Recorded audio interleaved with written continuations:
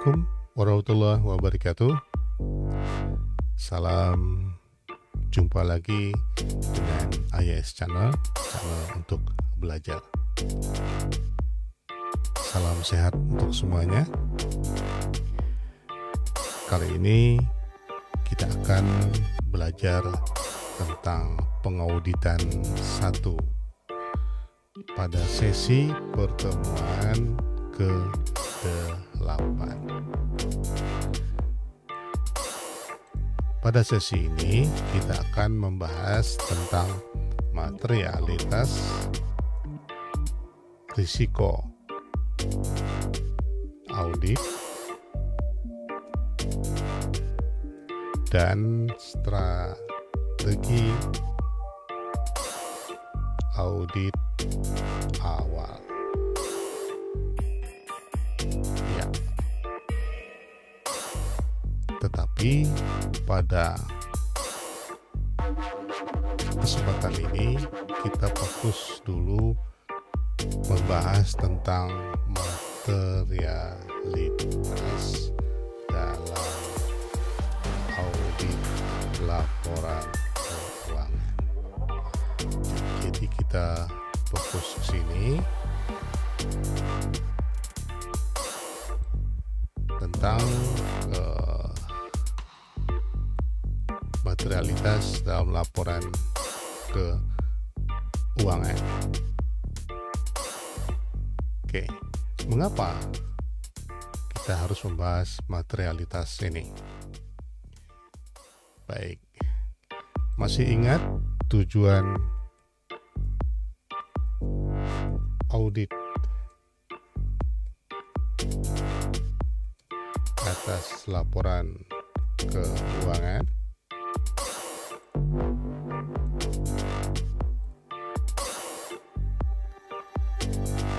Iya, betul. Tujuannya adalah memberikan pendapat auditor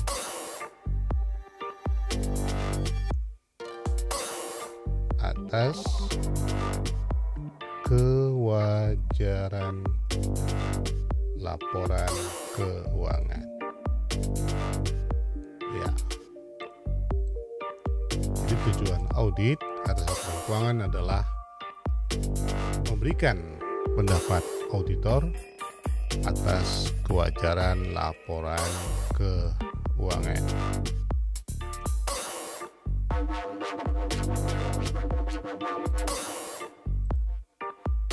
Nah, lalu muncul pertanyaan, kenapa bukan kebenaran ya? Kok bukan kebenaran? Ini kita buat yang benar.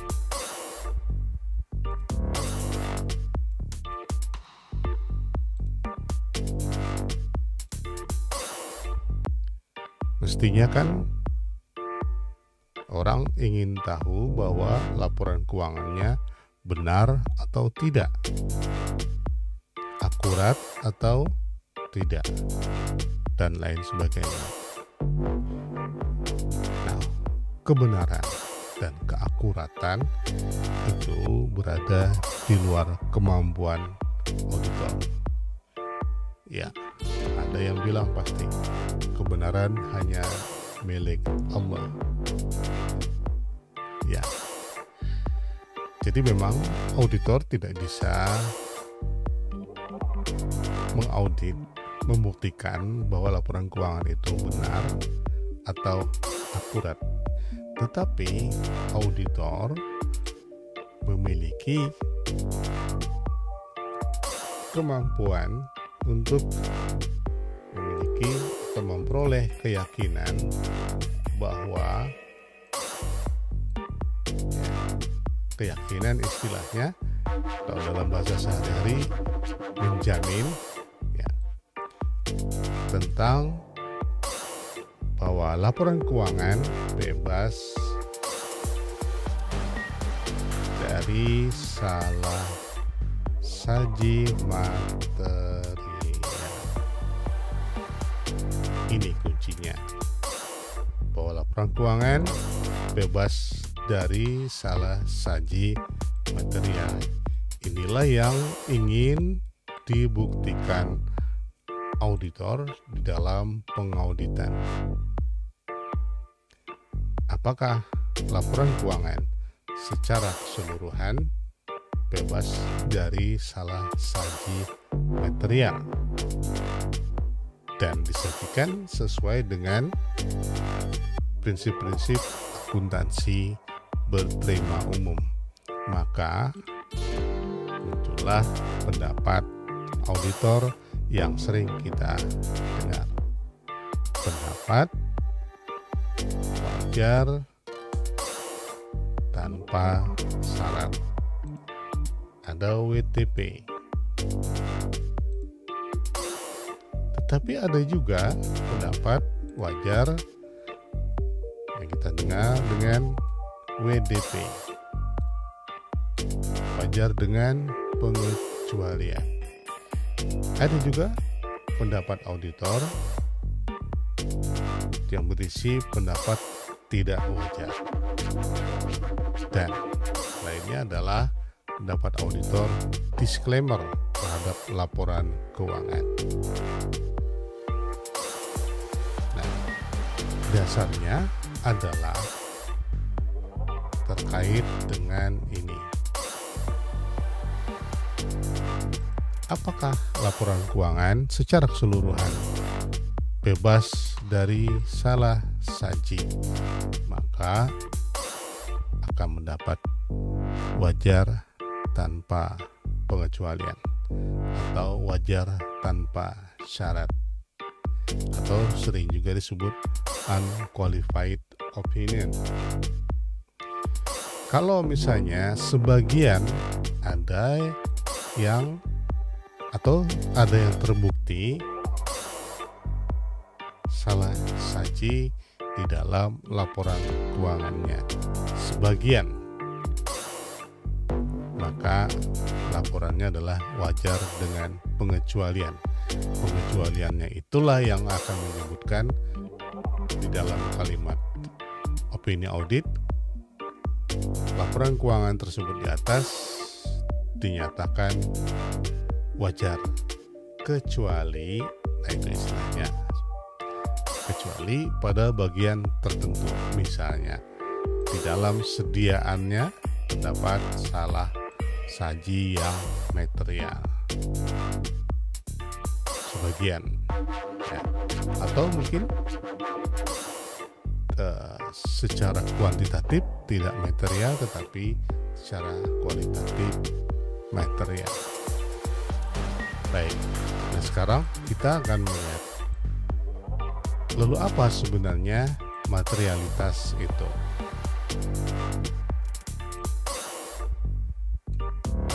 Apa yang disebut dengan materialitas?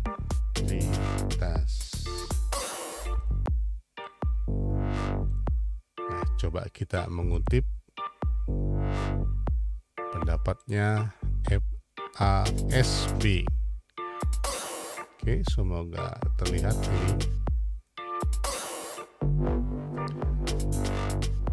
Besarnya suatu penghapusan atau salah saji informasi keuangan yang dengan memperhitungkan situasinya menyebabkan pertimbangan yang dilakukan oleh orang yang mengandalkan informasi tersebut akan berubah atau terpengaruh oleh penghapusan atau salah saji tersebut. Nah, berdasarkan pengertian ini, maka kita bisa temukan kata penting. Di sini adalah adanya penghapusan. Yang kedua adalah salah saji, dan yang ketiga adalah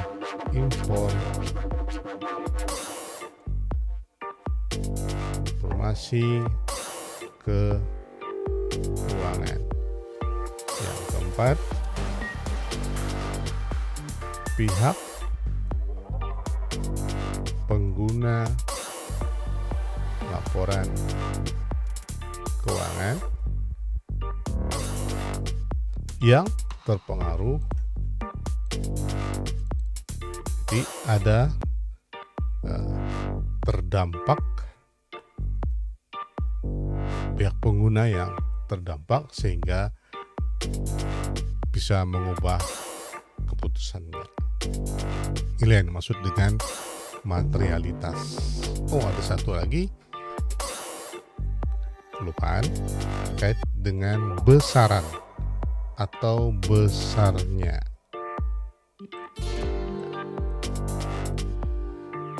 Nah, besarnya suatu penghapusan atau salah saji informasi keuangan. Kenapa disebut besarnya? Kenapa bukan banyaknya? Nah, di sini terkait dengan masalah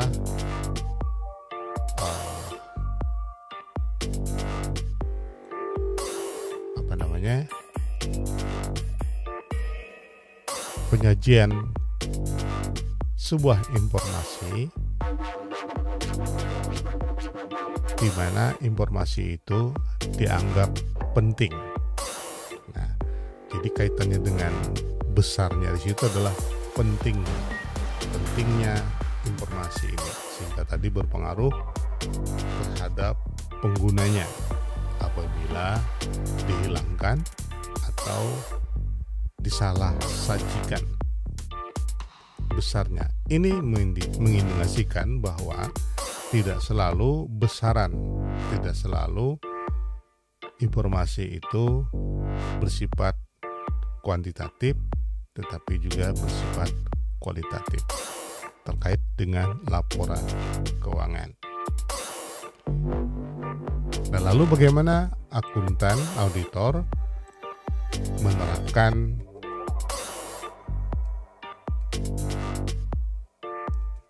materialitas ini dalam audit?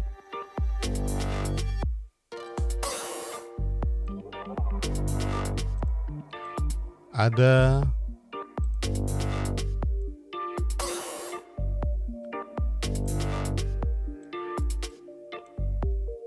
dua aspek ya, di mana auditor menggunakan tingkat materialitas ini di dalam pengauditannya. Pertama adalah pada saat menentukan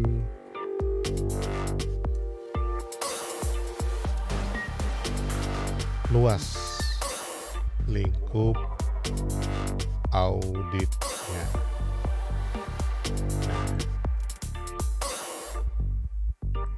Jadi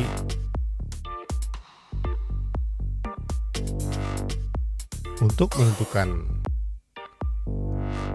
luasnya lingkup audit, auditor pertama kali menetapkan dulu tingkat materialitasnya. Yang kedua adalah pada saat mengevaluasi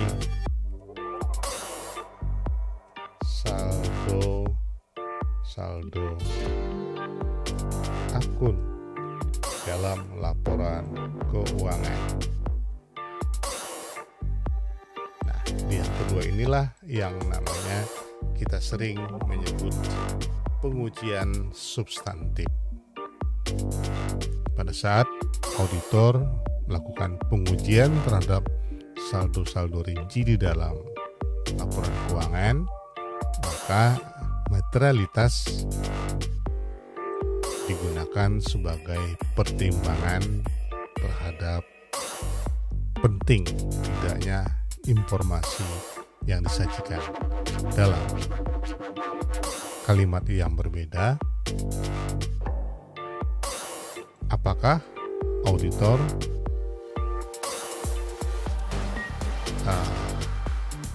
meyakini bahwa di dalam saldo-saldo ini tidak terdapat salah tersaji yang material. Nah, kembali ke ini pada saat menentukan luas lingkup audit.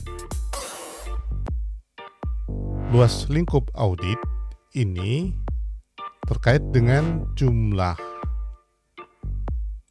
kita sebut saja jumlah bukti transaksi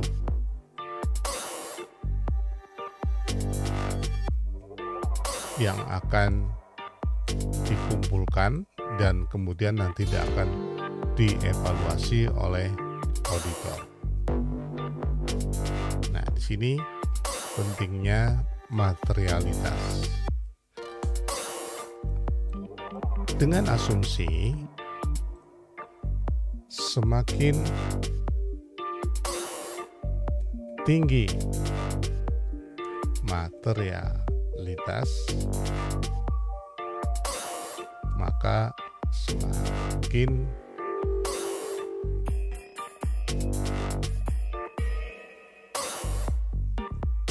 sempit atau semakin kurang, lebih enak ya, semakin kurang luas lingkup audit yang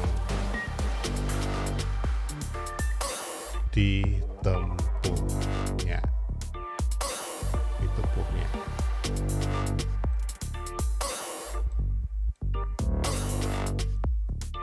Nih. Jadi, ulangi.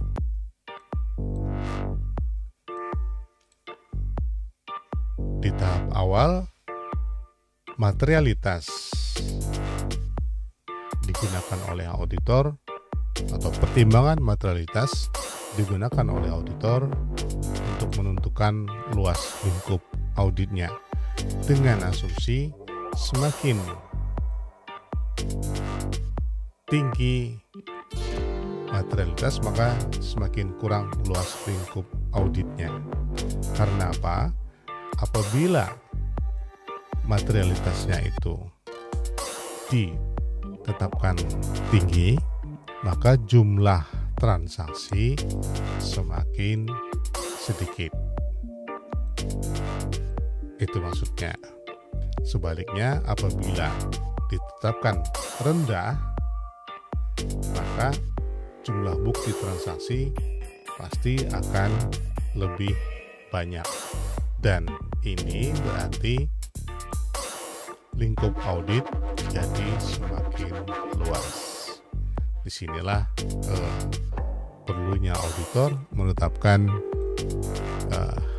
materialitas di tingkat laporan keuangan. Nah, ini ada disebut penetapan materialitas di tingkat laporan keuangan.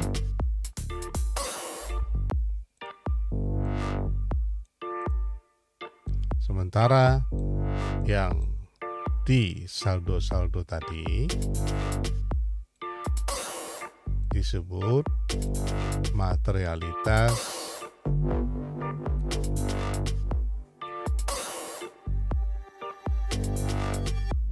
di tingkat saldo akun. Nah, ini hubungannya. Jadi, auditor pada dasarnya mempertimbangkan materialitas ini sejak awal atau bahkan sejak merencanakan audit hingga kemudian melakukan evaluasi hasil auditnya terhadap saldo akun yang sedang diujinya. Semakin tinggi tingkat materialitasnya, semakin sedikit jumlah bukti transaksi yang diuji atau dibuktikan. Sebaliknya, semakin sedikit atau semakin rendah tingkat materialitas, maka semakin banyak atau semakin luas lingkup auditnya. Ini kaitannya.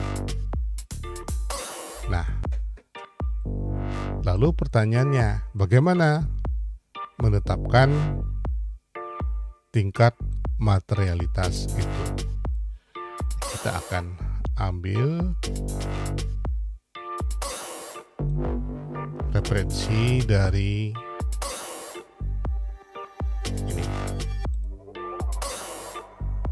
dari bukunya Kell.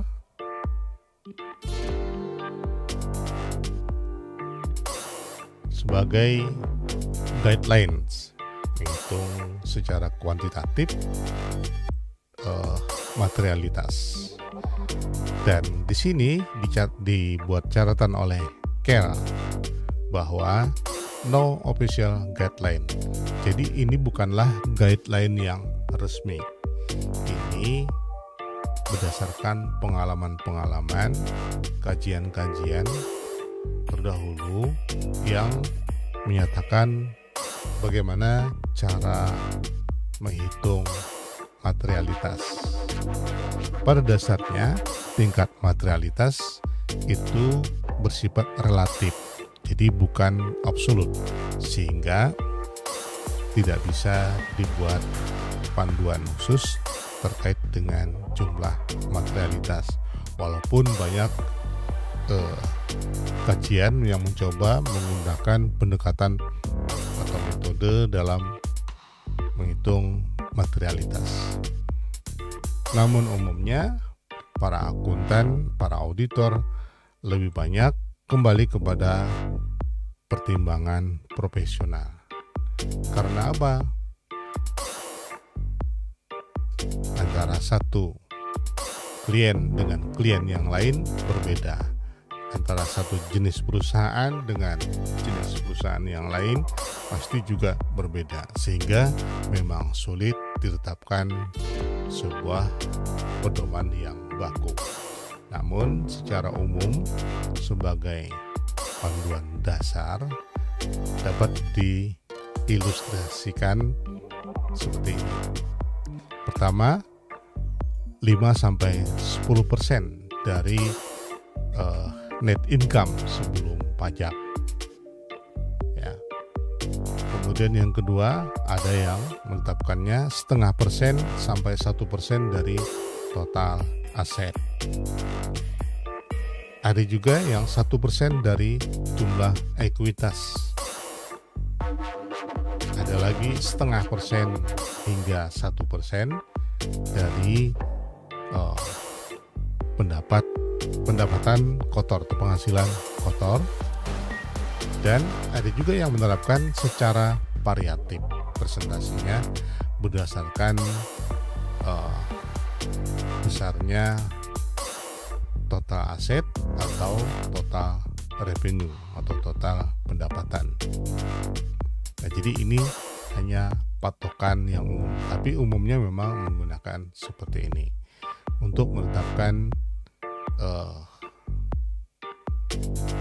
tingkat materialitas secara kuantitatif. Nah, lalu bagaimana secara kualitatif? Nah, secara kualitatif ini kembali kepada dampak suatu informasi, walaupun dari sisi jumlah atau angka rupiahnya relatif kecil, tetapi informasi ini berdampak besar misalnya terhadap laporan keuangan. Ya,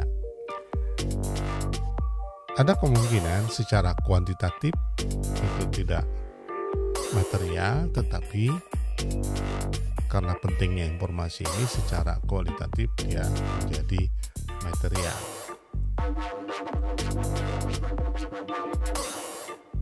Oke, nah sekarang bagaimana materialitas di tingkat saldo, saldo akun? Kalau tadi kan di tingkat ke ini.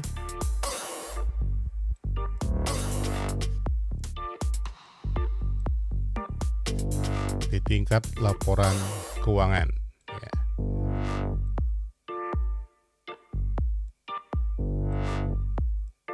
Nah, kalau di tingkat saldo akun dengan cara yang sama tadi, penerapan atau pertimbangan materialitasnya, tetapi auditor akan menetapkan yang namanya tingkat maksimum toleransi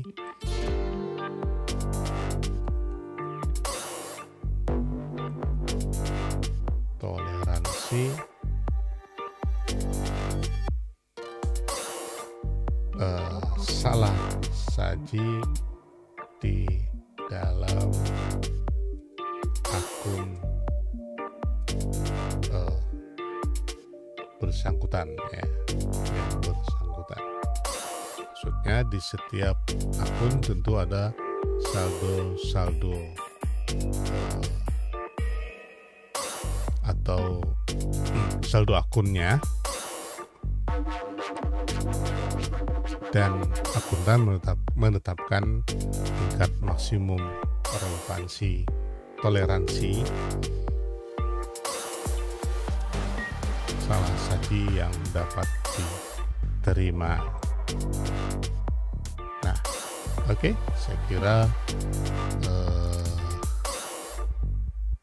terkait dengan materialitas di dalam audit, dan kita nanti akan melanjutkan pada sesi berikutnya tentang risiko audit dan strategi audit awal. Jadi antara materialitas dengan risiko audit dan strategi awal audit itu saling berhubungan. Namun untuk sesi ini kita akhiri sampai di sini.